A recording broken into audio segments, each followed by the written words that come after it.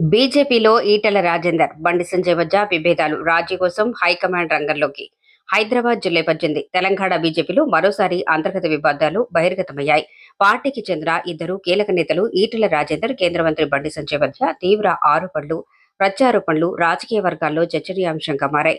ఒకరిపై ఒకరు బహిరంగంగానే అసంతృప్తి వ్యక్తం చేయడంతో పార్టీ శ్రేణుల్లో ఆందోళన వ్యక్తమవుతోంది.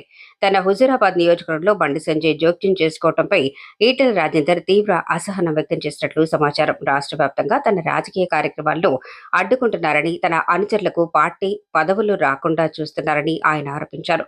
అంతేకాకుండా తనకు రావాల్సిన కీలక బాధ్యతలు కూడా దక్కకుండా బండి సంజయ్ అడ్డుకుంటున్నారని ఈటెల వర్గం చెబుతోంది. మరోవైపు కేంద్ర మంత్రి బండి సంజయ్ కూడా ఈటెల రాజేందర్ పై తీవ్ర ఆరోపణలు చేశారు. తనపై కావాలనే కుట్ర జరుగుతోందని, తాను రాష్ట్ర బీజేపీ అధ్యక్ష పదవి కోల్పోవడానికి ఈటెల రాజేందర్ ప్రధాన కారణమని ఆయన పేర్కొన్నట్లు తెలుస్తోంది.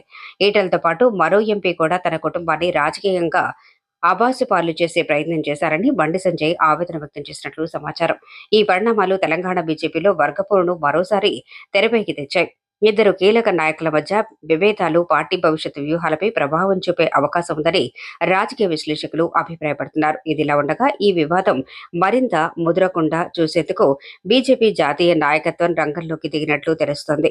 ఇరు వర్గాలతో విడివిడిగా చర్చలు జరిపి రాజీ కుదిర్చే ప్రయత్నాలు జరుగుతున్నాయని పార్టీ వర్గాలు చెబుతున్నాయి. త్వరలోనే ఈ విభేదాలకు ముగింపు పలికి పార్టీని ఐక్యంగా ముందుకు తీసుకెళ్లేందుకు హైకమాండ్ చర్యలు చేపట్టే అవకాశం ఉందని సమాచారం.